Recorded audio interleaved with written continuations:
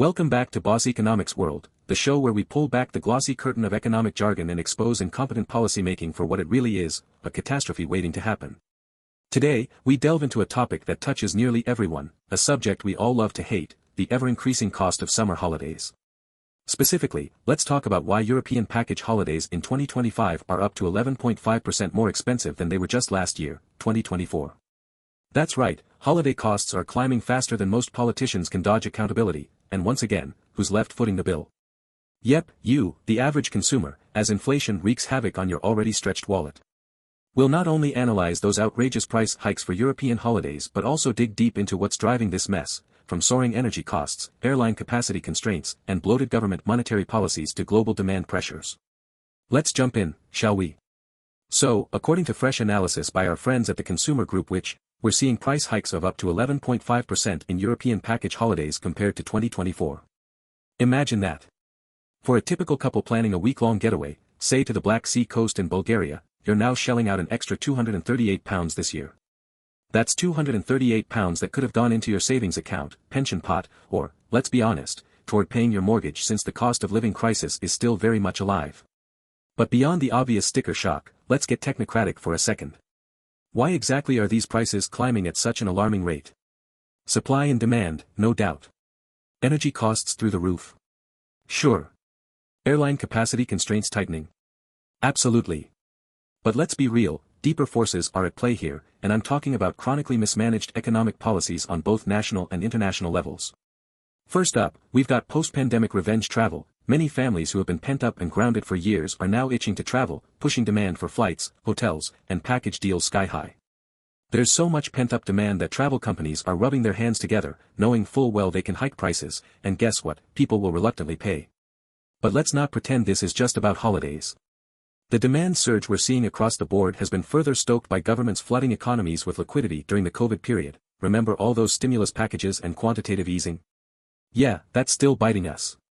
While these packages were meant to mitigate short-term pain, they've inadvertently fueled a longer-term inflation issue, keeping demand artificially high across various sectors, including travel. The demand growth post-pandemic also extends to the shift in people's spending habits.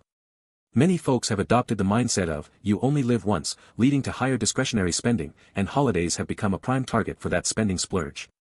But with more people bidding for limited holiday spots, it's simple supply and demand. As more holidaymakers are bidding for fewer slots, prices naturally surge. It's economic 101, but let's not give all the credit to basic theory.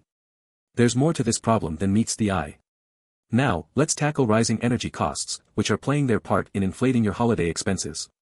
Hotels, restaurants, transport providers, they're all energy-guzzling monsters. As energy prices surge, particularly in Europe, these costs get passed right on to you, the consumer. But if we take a deeper look here, the rise in energy costs is about more than just higher gas prices. There are systemic issues at the heart of Europe's energy policy. Do you remember the energy crisis of 2022 to 2023? Well, despite public claims that things are back to normal, energy markets are still out of whack, and the recovery has been anything but smooth. The energy transition toward renewables, while crucial in fighting climate change, has also introduced new problems, mainly from the mismatched timing of phasing out fossil fuels while green technologies are still building capacity. Although the shift toward renewable energy is essential, the slow and disjointed global transition, thanks, policymakers, is creating temporary supply issues, which keep energy prices unpredictably volatile. Indeed, the inflationary shock in energy that started in 2022 following disruptions to European gas supplies triggered energy scarcity, causing prices to skyrocket. Whilst governments have tried to buffer this with subsidies and price caps, energy remains one of the largest contributors to high inflation indices today, and energy inflation has deeply embedded itself into the cost structures of nearly every industry. Next, we hear about capacity constraints for airlines. Oh, poor airlines. Let me play you the world's tiniest violin. Airlines, still reeling from pandemic disruptions, claim they simply haven't been able to scale back up in line with demand.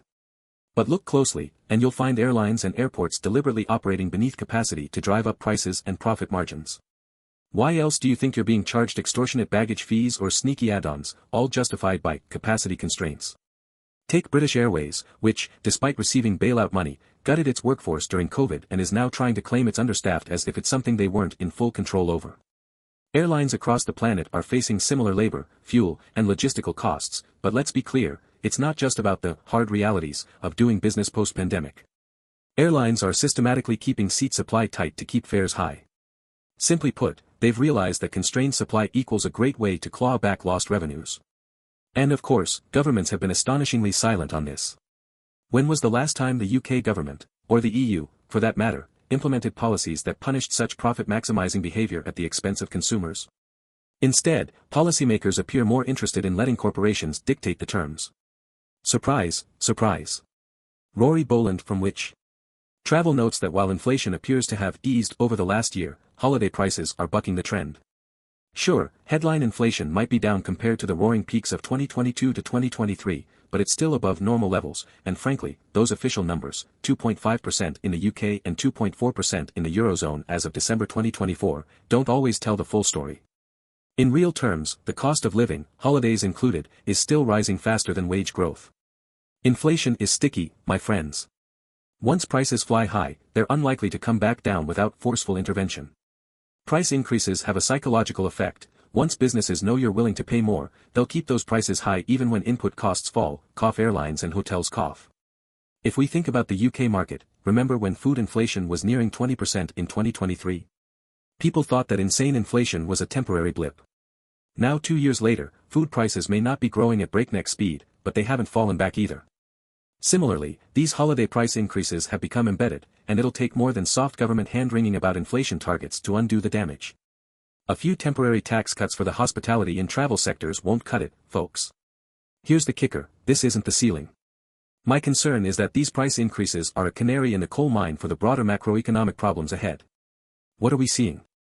Low growth across Europe, persistently high inflation, wage stagnation, declining discretionary spending powers, and lingering post-COVID supply chain issues, all topped off with ineffectual central bank monetary policies and political inertia.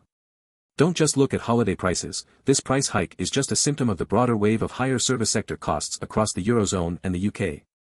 The real danger isn't even the 11% rise, it's where this inflationary pressure could drive consumer behavior. More and more people, especially families, will be priced out of the market, opting for cheaper, less frequent holidays. What does that do to the tourism sector in the long run?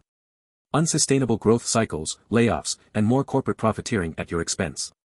Let's zoom out and look at the global context to see if these trends are only regional. In the USA, travel services too have gotten notably pricier. In the US travel sector, data indicates a 6.6% rise in overall travel expenditure this year compared to last, showing that the Europe-specific pressures are hardly singular. But here's the kicker, the US dollar's strength relative to European currencies means Americans might still find European holidays affordable by comparison. Meanwhile, folks within Europe and the UK are increasingly locked out of their own backyard. Nice, right? In South Asia, the Indian middle class, a traditional driver of outbound tourism, is also progressively priced out of lucrative European tours in 2025, with Indians facing currency depreciation amidst increasing travel inflation across Europe.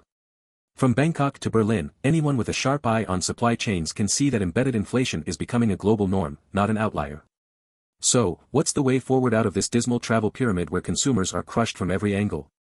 Well, if I had a magic wand, or a group of competent politicians, here's where I'd start. 1. Governments need to invest more in energy transition incentives and fast-track the green revolution. Failure to address energy inflation convincingly will keep prices soaring, not just in travel, but across all sectors. Governments must undertake serious structural energy reform rather than raising arbitrary taxes every fiscal year. 2. We need better regulated markets for airlines. If capacity constraints are being weaponized to inflate profits, it's time regulators stepped in and capped unjustifiable price surcharges, particularly for businesses receiving public funding and government bailouts. Equality and market competitiveness need to be reintroduced into the airline industry. 3. And finally, where is the emphasis on wage growth to keep pace with inflation? Instead of relying on governments to juggle interest rates up and down like a novice bartender trying to impress at a fancy joint, we need real policies that prioritize median income growth. Only that allows consumers to keep up with cost hikes like these. Friends, at the end of the day, the 11.5% price rise in European package holidays is yet another reminder that inflationary pressures aren't going to leave us anytime soon. Behind these numbers are systemic issues linked to political mismanagement, corporate profiteering, regulatory slackness, and the consequences of poor post-COVID economic planning. What's that saying? If you don't laugh, you'll cry. Well, it seems crying is exactly what holiday planners across Europe will be doing this year as they fork over extra cash for what the airlines and tourism bodies will call a return to normal. Except, this new normal isn't looking particularly joyful. For more hard-hitting truths and no-nonsense economic commentary, you know where to find me, Boss Economics World, because here, we don't hold back the truth behind the numbers.